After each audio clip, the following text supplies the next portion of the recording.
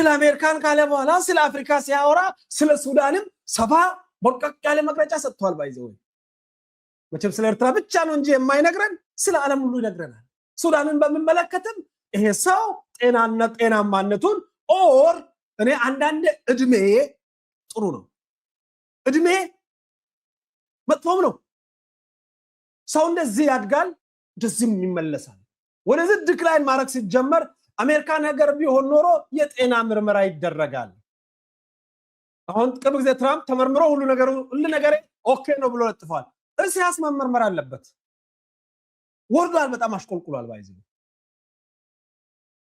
የሚገርም ነገር ነው። ስለ ሱዳን ሲናገር ሱዳን በሁለቱም ጀነራሎች ችግር አይደለም በውጭ አተራማሾች ነው አለ። በሱዳን ችግሯ የሚፈታው ጣልቃ ገብነት ሲጠፋ ነው አለ። በዓለም ላይ አንደኛ ጣልቃ ገብ ማን ነው? ሱዳን ላይ ባይዘው ወታደር በማሰልጠን አብሮ በመዋጋት ጣልቃ ገብ። ኢሳያስን አብይ እንዴት ነው እንደዚህ ያስነቀለው ነው ጥያቄው። እንዴት ነው የሚናገረው የጠፋበት? እንዴት ነው ያ ኮረንት የሚባል የጠፋበት? ወይኛ ከሰላሙ በኋላ በጣም ፖዚቲቭ ሆነን ነው?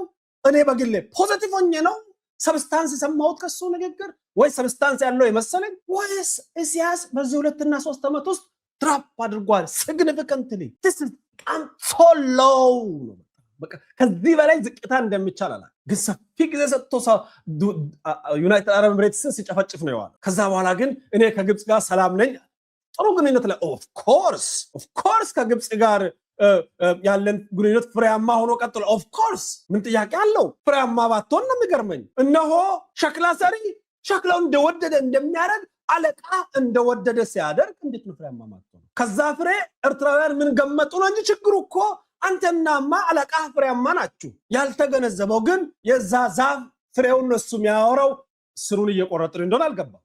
አንደኛውን ስር ቆርጠናል አባይ ይባላል። ሁለተኛውን ስር ልንቆርጥ ነው ቀይ ባህር ይባላል። ባይዘው የነዘረው እሱ ብልጽግና ስለ ብልጽግና ብዙ አውርቷል። የገረመኝ ብልጽግና በእኛ ላይ ጦርነት አውጇል። ሰምታችኋል? እንደ ብልጽግና ጦርነት ያወጀበት ሰምታችኋል? ሰውየው እየተኛ አይደለም። እኔም ትላንትና ያ ይሄን የማይረባ እንትን እየሰማው ለማገናዘብ እየሞከርኩ አሽከሮቹ ምን አሉ ብለው እኔ ራሴ አልተኛው። አለመተኛት ጥሩ አይደለም። እኔ ራሴም በደንብ ስላልተኛው ቡና ጠጥቼ ነው እንጂ እንቅልፍ እያለኝ ሰውየው ለብዙ ቀናት አልተኛም። ለዛ ከሆነ አላቅም ብልጽግና ጦርነት ያወጀበትን ቢያውጅ ደስ ይለኛል ወይ? አዎ በእውነት ባይዘው የቀይ ባህር አስመላሽ ጦርነት ቢያውጅ ግን አላወጀም። እስካሁን ሰምታችኋል? ጠቅላይ ሚኒስትር ፓርላማ ቀርበው ጦርነት እንዴት እንደምታወጅ አያቅም። እንደሱ ዝም ብሎ ተሽለክልከን አይደለም የምንገባው እኛ።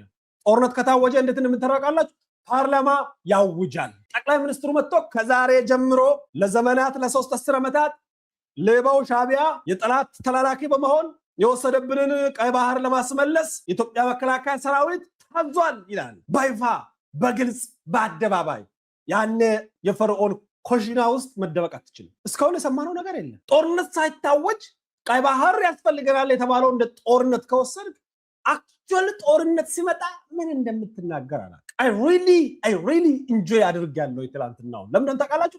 ጠላት ሲሸነፍ ሲሟሽ ሲደቅ ሲከሳ ያለም አንድ ጥይት ሳንተኩስ ጠቅላይ ሚኒስትሩ አንድ ጥይት እንድትተኮስ ሳያዙ ይሄንን ያረጀ ጠላት እንዴት እንዳማሸሹ ስታይ ቆመ ነው የምታጨበጭበው። ለጠቅላይ ሚኒስትሩ ቆመ ነው የምታጨበጭበው። ይሄንን ሽማግሌ በደንብ አጥርጥሮ አፍረጥርጦ ያወቀው ከጠቅላይ ሚኒስትሩ ውጪ ስለመኖሩ አላት። ጎትቶ ሄዶ ስቦ አምጥቶ አጫውቶት ደም ያደረገውን ጠቅላይ ሚኒስትሩ ያለ አይታይም። ለዚህ ነው መለስን ተናግሮት በማያቅ ማንንም ማለት ተናግሮት ባይዘው ከገጠሙ ጠላቶች ሁሉ ብልጽግና ይከፋ ነው ብለ። አዎ ሰይጣን በጣም ክፉ ነው ካላችሁ ጻድቅ ናችሁ ማለት። የኢትዮጵያ ታሪካዊ ጠላት በጣም ከተበሳጫችሁ በደም ይጉጃል። ጠቅላይ ሚኒስትሩ ሻምፔን መክፈት ነው ያለበት ዛሬ። እንደው በዚህ አጋጣሚ ብልጽግና ሻምፔን ነው መክፈት ያለባችሁ። በጣም የተሳካ ስራ እየሰራችሁ እንደው ከማን እናያለን መሰላችሁ? ከጠላቶቻችን እናያለን። ግብጽ ስትራወጥ ስናይ የማትነግሩን ብዙ ስራ እየሰራችሁ እንደሆነ ይገባል። እስቲ አስበሳጭ የጓዳ ስራችሁን የፊት ለፊት ስራችሁን እናያለን። የጠቅላይ ሚኒስትሩ የተሳካ የዲፕሎማሲ ስራ፣ የኢኮኖሚ ስራ፣ ቀይ ባህርን ለማስመለስ የሄደበት መንገድ ኢሳያስን እንዳበሳጨ ስታዩ ቀይ ባህር መድረሳችን ነው የገባኝ ትላንት። የቀይ ባህር ጉዳይ እያለቀ እንደሆነ የገባኝ ትላንት ነው። እንደምንወስድ እርግጠኛ ነኝ፣ ግን ይሄን ያህል የቀረብን ግን አልመሰለኝም። ይሄን ያክል የተጠጋን ግን አልመሰለኝም።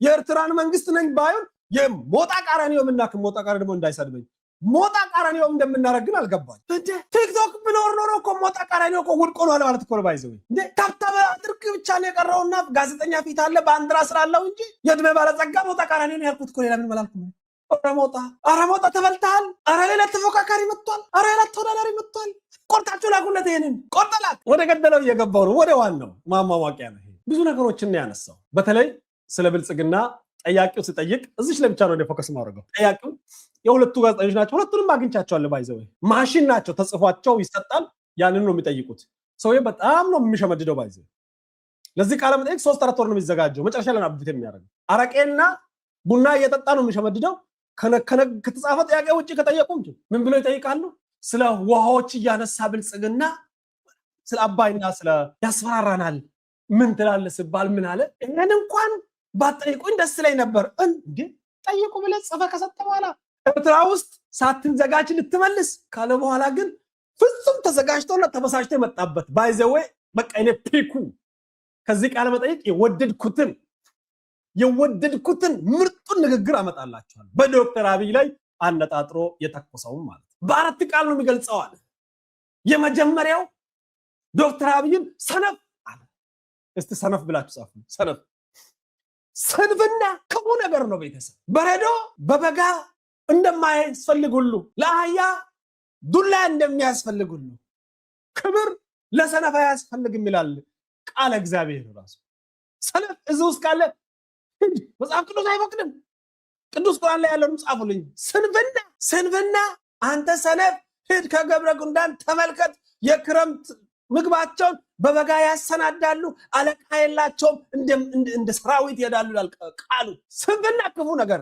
ለግለሰብ ክፉ ነው ለሀገር ክፉ ነው ስንፍና ሰነፍ መሪ ምድር ያበላሻል ሰነፍ አባወራ ቤተሰብ ያበላሻል ሰነፍ ግለሰብ ላጤ ህይወቱን ያበላሻል ስንፍናን ወጋሁት ነው ራሴ ሰባኪ መሆን ነው ጠቅላይ ሚኒስትር ዶክተር አብይን የኤርትራው ፕሬዝዳንት ሲያሰፋውቅ ሰነፍ ብሎታል ከማውን አሁን ወደ ስንፍና ይሄ ስንፍና ክፉ ነው እንስማማለን ግን ማነው ሰራተኛ ሰነፍ ሰራተኛና ታታሪ ሰራተኛ በምንድን ነው የሚታወቀው ታታሪ ሰራተኛ በጠዋት ይነሳል ስራውን ይሰራል በጋ ከሆነ ያጭዳል ክረምት ከሆነ ይዘራል መሃል ላይ ይኮተኩታል ውጤት አለው ልማት አለው እድገት አለው ብልጽግና አለው ቤቱ የጸዳ ያማረ ያሸበረቀ ነው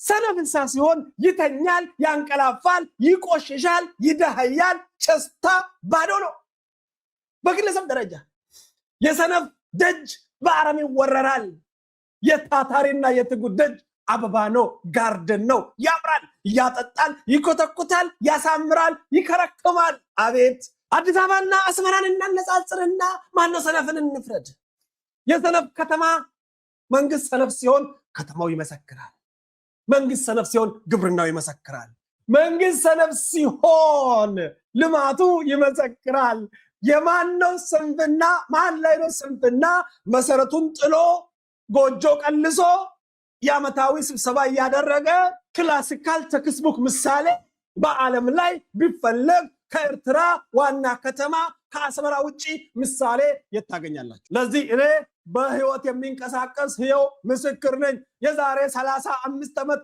የወደቀ ድንጋይ የማያነሳ ሰነፍ አይደለም የኤርትራ መንግስት የሰነፎች ሁሉ ሰነፍ ስንፍናውን በኤርትራ ህዝብ ላይ የጫነ የበለው እንደ ኤርትራ መንግስት ሰነፍ አይታችሁ አታውቁም ከዚህ በላይ ሌላ ምን እንደሚያደርግ አላውቅም